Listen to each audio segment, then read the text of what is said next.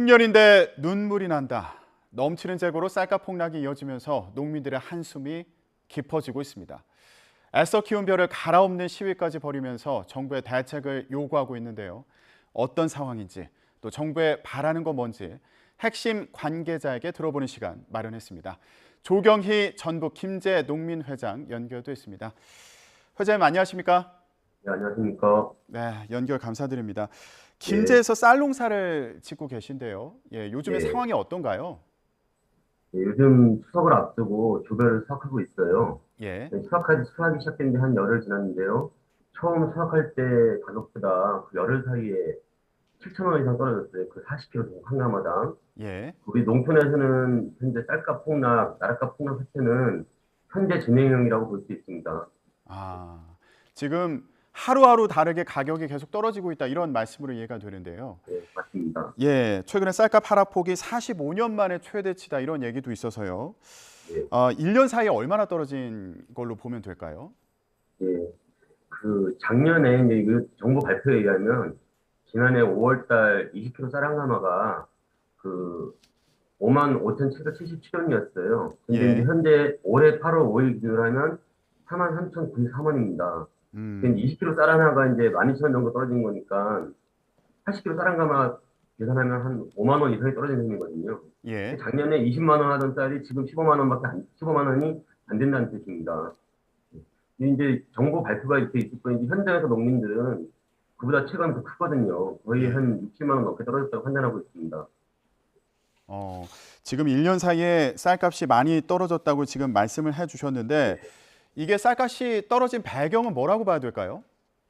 뭐 정부는 지난해 생산량이 많았기 때문이라고 말을 합니다. 그리고 이제 국민들 소비량도 줄었다고 하고요. 하지만 무엇보다 이런 것을 충분히 예측하고 정부의 원래 이제 정책이라는 것이 그런 것들을 예측해서 수급조절을 하고 가격을 안정시키는 게 정부의 역할이지 않습니까? 예. 근데 그런 역할을 안 했거나 덜 했기 때문이라고 봅니다. 예. 그런데 이렇게 쌀값이 떨어지고 있는 상황인데 네, 이게 지난해에도 쌀 생산량이 많아서 또 쌀값이 떨어지는 영향도 있을 거 아니에요? 네, 맞습니다. 그런데 올해는 또 풍작이라고요. 예, 아직 공식적인 종료 발표가 있지는 않았고 예. 본격적인 수확철은 한 달 뒤거든요. 음. 근데 저도 이제 우리 지역에서 이렇게 논을 돌아보면 올해 이제 태풍이라든가 큰 자연재해가 없었어요. 예. 그러다 보니까 농사가 다 잘 됐습니다. 그래서 올해가 작년보다 더 흥해질 것이라고 보고 생산량도 작년보다 더 많이 늘어날 것이라고 판단하고 있습니다. 네.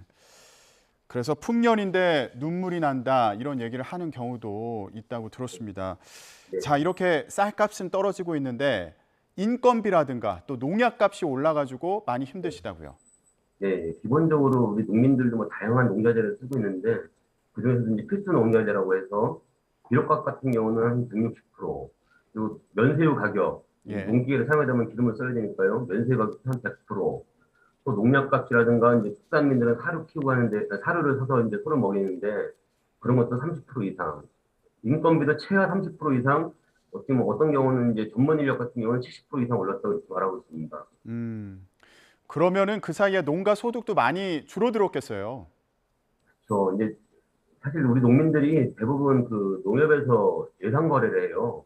가을에 이제 수확해서 이제 수확한 농산물을 팔아서 농협에 예상을 갖는데 예. 아마 올해는 수확한 걸 팔아서 농협에 가서 이제 기름값이라든가 뭐 사료값이라든가 비료값 이런 거 내고 나면 적자를 부를 가능성도 있습니다. 아, 그렇군요. 지금 걱정이 많으실 텐데 이런 상황에서 벼를 트랙터로 갈아엎었다고 들었습니다. 예, 이건 맞습니다. 예, 정부의 대책을 마련해 달라 이런 요구신 거죠? 그렇죠. 어떤 마음이셨어요? 예, 뭐 그런 논을 갈아엎는 심정은 사실 뭐 이루 말할 수가 없습니다. 이제 우리 예. 바라보는 농민들 중에는 눈물을 흘리는 분들도 있고 아, 이게 자식 같은 농사라고 하잖아요. 예. 뭐 제가 이제 농민운동 하면서 이러저런 뭐 이렇게 투쟁 뭐 이렇게 농민대회 많이 했지만 최고 힘든 것이 이렇게 나락을 갈아엎는 거예요. 음, 내가 생산한 농산물을 길거리에 뿌린다든가 이렇게 뭐 논에 있는 논을 갈아엎는다든가 뭐 생산 농산물을 또 뭐 불태운다든가 이런 부분들은 정말 자식을 앞세운 부모 심정처럼 참담하기 그지없습니다. 네.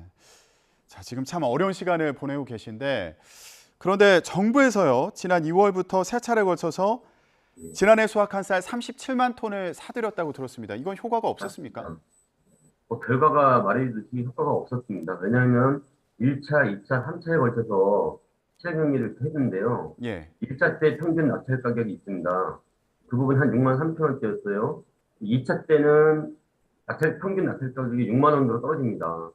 또 3차 때는 평균 낙찰 가격이 5만 7천 원대로 떨어져요. 이 어. 결과가 말해주듯이 그 쌀값을 올리기 위해서 시장 정리를 해야 되는데 시장 정리를 할 때마다 같이 떨어지는 거예요. 예. 예, 예. 왜냐하면 시장 정리 그 방식이 최저 가격 이탈 방식이다 보니까 처음에 떨어진 사람이 두 번째는 어떻게든지 낙찰을 받고 싶어서 또 더 낮은 가격을 쓰게 돼 있고 또 그러다 보면 또 이제 주위에 눈치 봐가면서 나는 또 나래도 살겠다고 또 더 낮은 가격을 쓰는 사람이 등장하게 돼 있고 하다 보니까 오히려 쌀값을 올려야 되는 시장 정리가 쌀값을 계속 떨어뜨리는 역할을 한 거죠. 예.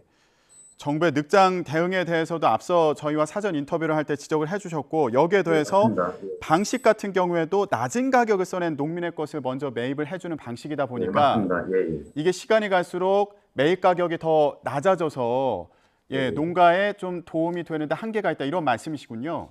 그 방식 시기도 물론 잘못이 되었습니다. 왜냐하면 지난해 발생한 문제이기 때문에 네. 지난해 바로 선제적으로 시장 정리를 하고 추가된 생산량을 한꺼번에 딱 해서 적정한 가격으로다가 이제 뭐 매입을 한다든가 했으면 진작에 해결할 수 있었던 문제입니다. 근데 그것을 차일피일 미루고 예. 올해 2월 달부터 시작을 했는데 그것도 한 번에 한 것이 아니라 또 나누어서 여러 차례 걸쳐서 하다 보니까 농민들도 학습 효과가 있거든요. 아, 처음에 6만 3천 원 써서 냈는데 떨어졌어요. 그럼 다음에 안 되겠구나. 한 6만 원 써서 내야겠구나 하면서 자꾸 스스로 경쟁하면서 가격을 낮추는 역할을 했거든요. 예. 이게 농민들 가지고 장난치는 것도 아니고 농민들끼리 경쟁하게 만드는 이 제도 자체가 잘못됐다고 봅니다. 예. 지금 방식에 대한 문제를 좀 지적을 해 주셨는데 그렇다면 정부에서 지금 어떤 대책을 내놔야 된다고 보십니까? 예, 일단은 뭐 그 여러 가지 하겠다고 하고 있어요. 뭐 양곡관리법도 개정하고 정치권에서는 양곡관리법 개정하겠다고 하고 정부에서는 또 내년도 뭐 생산량을 줄이기 위한 이런 뭐 또 대책을 내놓기도 하고 있습니다. 근데 제일 중요한 거는 현재 농가들이 아직까지 보유하고 있는 구복들이 있어요. 예. 구복들을 빨리 시장에서 정리해줘야 이제 새로운 또 올해 생산하는 나락을 올해 작황이라든가 이 조건에 맞춰서 또 이제 그 매입기관에 소개도 할 텐데 아직까지 구복이 농협에도 있고 농가에도 있고 구복이 아직도 있습니다. 그런 부분들을 정부가 예. 이렇게 우선적으로다가 이제 시장에서 정리시켜주고 또 올해 이제 9월 15일 정도에 이제 통계청에서 조사를 하면 10월 달이면은 작황이 어느 정도 이제 생산량이 나오거든요. 정확하지는 않더라도 그러면 생산량이 아까 말씀드렸듯이 풍년에 대해서 초과될 것 같으면 바로 그 즉시 시장 정리를 발동하든지 아니면 추가 매입, 공공미축 및 추가 매입을 하든지 해서 그 시장 가격을 안정시키면 뭐 되는 문제입니다. 이제 안 하고 있는 것이 문제죠. 예. 예.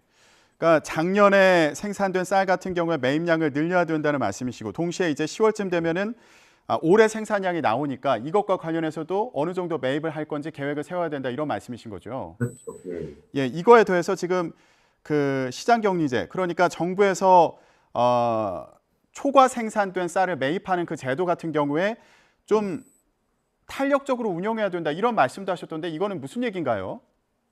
이제 정부에서는 그 어쨌든 통계청이라든가 농촌경제연구원의 어떤 발표를 기준으로 해서 이제 뭐 시장 정리할 것인지 아니면 또 어떻게 이제 뭐 정부 양국 구축에서 늘린다든가 할 수 있는데 그런 부분들에 대해서 딱 그거 한 가지만 가지고 하고 있어요. 근데 예. 그것을 바로 시행하는 것도 아니고 이런저런 상황을 판단한다고 해요. 정부는 그렇게 말하는데 농민들은 그렇게 상황 판단하다가 보면 싹다 떨어진다는 겁니다.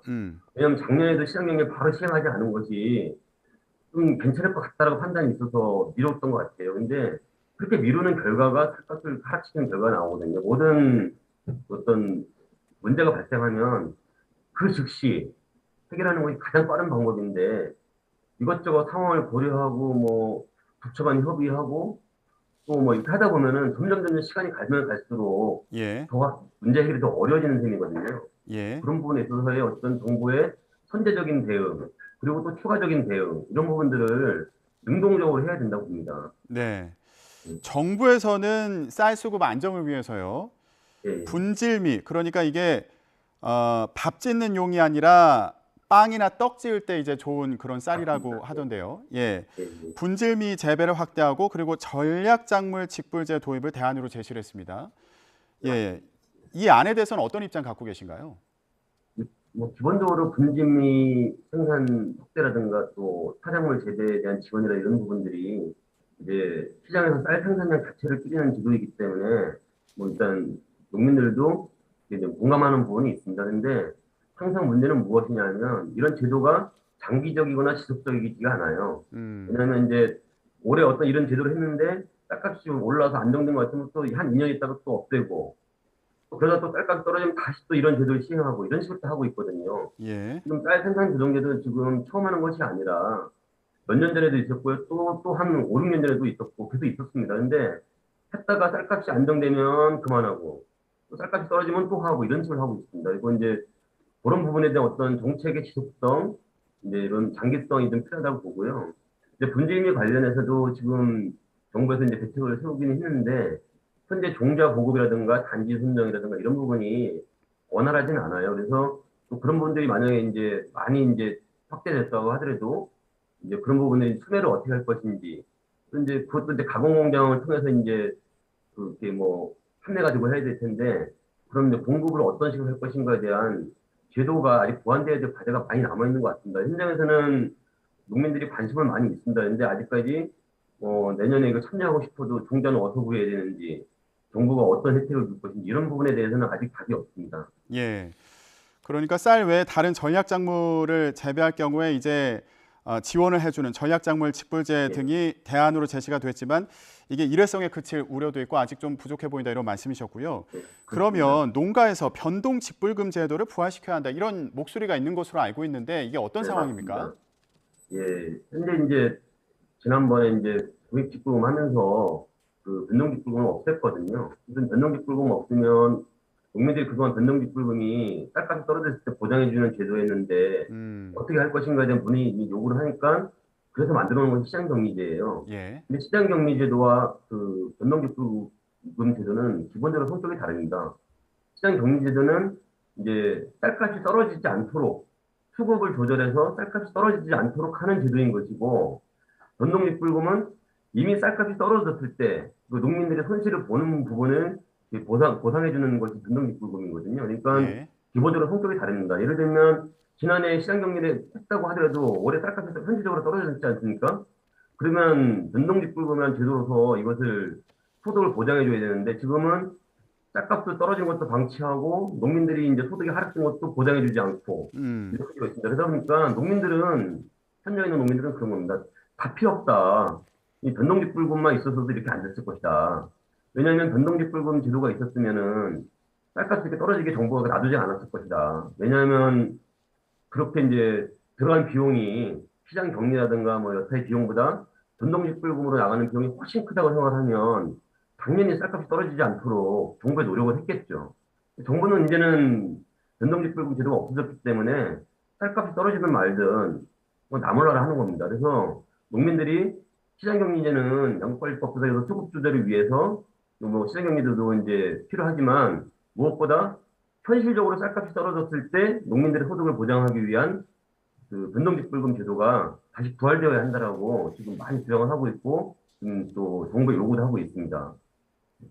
네, 알겠습니다. 정부에 바라는 점까지 들어봤고요. 그리고 농가에서도 이제 쌀을 어떤 다른 식품으로 개발할지 이 부분도 고민을 하고 있는 것으로 들었는데 앞으로 진행 상황 계속 지켜보도록 하겠습니다. 네, 쌀값 하락으로 어려움 겪고 있는 농가 소식 알아봤습니다. 조경희 전북 김제 농민회장이었습니다. 회장님 네, 고맙습니다. 감사합니다. 네, 감사합니다.